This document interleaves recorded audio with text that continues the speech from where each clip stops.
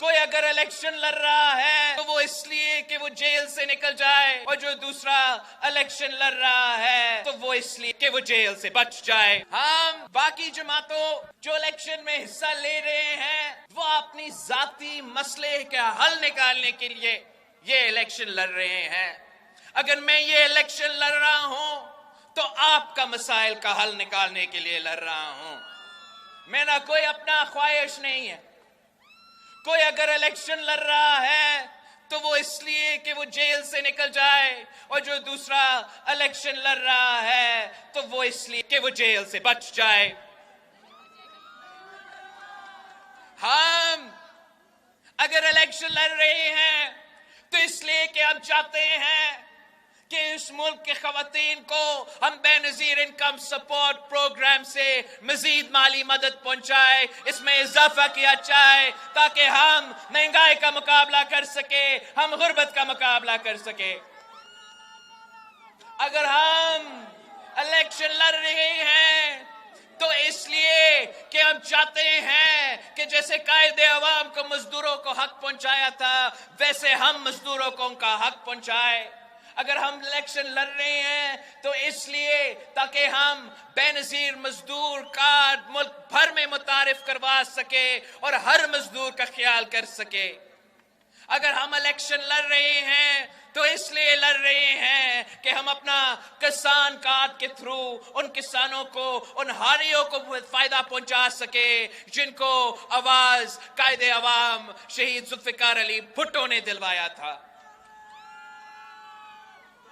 اگر ہم الیکشن لڑ رہے ہیں تو ہم اس لیے لڑ رہے ہیں کہ ہم اپنے بھائیوں کو، اپنے بہنوں کو، اپنے نوجوان ساتھیوں کو یوتھ کارڈ دینا چاہ رہے ہیں تاکہ اس مشکل معاشی بحران میں، اس بے روزگاری کے سلسلے میں ہم ان کو مدد کر سکتے ہیں، ان کو مالی مدد پہنچا سکتے ہیں، ان کو روزگار دلوا سکتے ہیں، ان کو پاکستان کے اندر اور جیسے قائد عوام نے دنیا بھر میں روزگار دلوایا، انشاءاللہ تعالی ویسے ہی ہم اپنے بھائیوں کو، ہم اپنے بہنوں کو دنیا بھر میں روزگار پہنچائیں گے۔ ہم اگر الیکشن لڑ رہے ہیں تو اس لیے کہ ہم چاہتے ہیں کہ مفت صحت کا سہولت پاکستان بھر میں گھر گھر ہم پہنچائے۔ ہم اگر الیکشن لڑ رہے ہیں تو اس لیے کہ ہم چاہتے ہیں کہ پختونخوا کے ہر ضلع میں آپ کا کوہاٹ میں NICVD کی طرح مفت دل کا علاج کروایا جائے، گمبت خیرپور کی طرح مفت لیور کڈنی علاج کروایا جائے، اور یہ فیسلٹی ہم چاہتے ہیں کہ دیہات میں بھی ہو، شہر میں بھی ہو۔ اس لیے ہم سمجھتے ہیں کہ اگر آپ کے پاس وسائل نہیں ہیں، پیسہ نہیں ہے، تو اس کا یہ مطلب نہیں ہونا چاہیے کہ یہ آپ کے لیے اگر آپ بیمار ہو تو سزائے موت بن جائے۔ ہم سمجھتے ہیں اور ہم نے یہ کر کے دکھایا ہے کہ ریاست اور حکومت آپ کو مفت علاج، عالمی علاج پہنچا سکتے ہیں، اور انشاءاللہ تعالی آپ ہمیں جتوائیں گے تو میں یہ جو مثالی منصوبہ ہے باقی صوبوں میں بھی پہنچاؤں گا۔ آخر اگر ہم الیکشن لڑ رہے ہیں تو اس لیے لڑ رہے ہیں کہ جو قائد عوام کے کارنامے تھے، جو شہید محترمہ بے نظیر بھٹو کے کارنامے تھے، جو صدر زرداری کا کامیابیاں تھے، ہم چاہتے ہیں کہ ان کا وہ جاری رہے، چاہے وہ ہمارا 18ویں ترمیم ہو، چاہے وہ ہمارا NFC ایوارڈ ہو۔ باقی جماعتیں کے موقف یہ ہو سکتا ہے کہ یہ اس کو واپس کر دیں گے، مگر یہ قائد عوام شہید ذوالفقار علی بھٹو کا دیا ہوا آئین ہے۔ پاکستان پیپلز پارٹی انشاءاللہ تعالی حکومت بنا رہا ہے، ہم حکومت بنا کے اس آئین پہ عمل درآمد کریں گے، آپ کو اپنا حق پہنچائیں گے، کوہاٹ کو ان کا حق پہنچائیں گے، ان کا رائلٹی کا حق، آپ کا گیس رائلٹی کا حق، پورا پختونخوا میں نیٹ ہائیڈل پروفٹس کا جو آپ کا حق ہے، ٹبیکو سیس کا جو آپ کے حق ہے، جو آپ نے وسائل ہے آپ کو مالکی دلوانا ہے۔ یہ مطلب تھا 18ویں ترمیم کا، اور اس پہ نہ عمران خان نے عمل درآمد کی، نہ نواز شریف صاحب نے عمل درآمد کی۔ انشاءاللہ تعالی آپ کا حکومت بنے گا تو ہم اصل ڈیولوشن پہ عمل درآمد کر کے آپ کو اپنے حق پہنچائیں گے۔ साथियों, आपने सुना होगा कि इतने सालों बाद जो 12 साल पहले सदर जरदारी ने सदर होते हुए एक रेफरेंस भेजा था सुप्रीम कोर्ट ऑफ पाकिस्तान को कि कायदे अवाम शहीद जुल्फिकार अली भुट्टो का जो कत्ल का केस है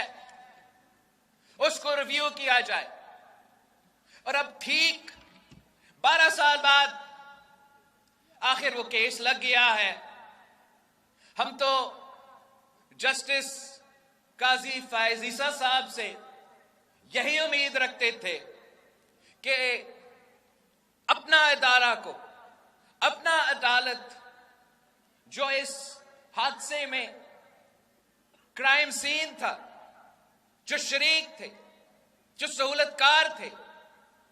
अब इस मौका का वो फायदा उठा के अपने इदारों से, अपने हाथों से वो खून धोने की कोशिश करें, वो अपना आईनी और कानूनी जो गलतियां हैं उसको दुरुस्त किया जाए। मगर हम सिर्फ ये नहीं उम्मीद रखते कि इस केस के बारे में जो पूरा पाकिस्तान को मालूम है कि कायदे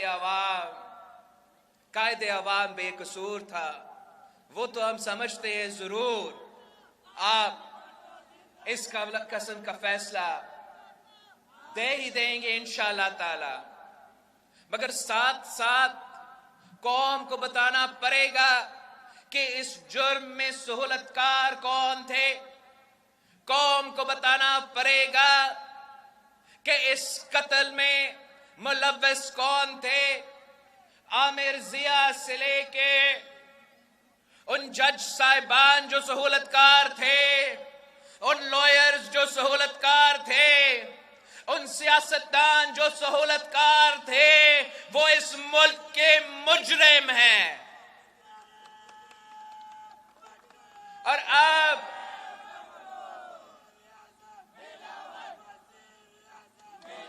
हम इंसाफ का उम्मीद रखते हैं कि ना सिर्फ कानूनी लिहाज से इंसाफ किया जाएगा, मगर तारीख से इंसाफ किया जाएगा। बताया जाएगा पाकिस्तान के अवाम को कि आपका कायदे अवाम को किस साजिश के तहत निकाला गया। बताया जाएगा पूरी दुनिया को कि मुस्लिम उम्मा का कायद को फांसी पे क्यों चढ़ाया गया। और अगर इंशाअल्लाह ताला हमारा इस कोशिश कामयाब हो जाता है तो इंशाअल्लाह ताला ये जो संगीन वाकया है, जो तारीखी वाकया है, अगर अदालत अपनी तरफ से इस इशू को एड्रेस कर देती है तो पाकिस्तान के अवाम में वो उम्मीद आ जाएगा कि अगर आखिरकार कायदे अवाम शहीद जुल्फिकार अली भुट्टो को, इस आइन का बानी को, इस एटम बॉम्ब का बानी को, इस मुल्क के अवाम का कायद को अगर इंसाफ दिया जाता है तो शायद इस मुल्क के अवाम भी आप पे भरोसा करे, शायद इस मुल्क के अवाम भी ये उम्मीद रखे कि आखिर उनको इंसाफ दिया जाएगा। मैं आप सबका शुक्रगुजार हूं कि आप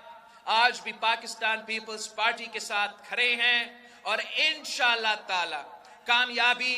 आपकी होगी, कामयाबी तीर की होगी, जीत अवाम की होगी। ये सिलसिला जारी रहेगा। हम रुकेंगे नहीं, हम भागेंगे नहीं, हम अवाम के पास जाएंगे, अपने मंशूर के बारे में बताएंगे और अवाम पे यकीन रखेंगे, अवाम पे भरोसा करते हैं, अवाम पे हमारा मुस्तकबिल के किस्मत के फैसले करने पे हम भरोसा रखते हैं। इसलिए हमारे कायद ने हमें सिखाया था कि ताकत का सरचश्मा अवाम है, ताकत का सरचश्मा अवाम है, ताकत का सरचश्मा अवाम है। आप सबका बहुत शुक्रिया।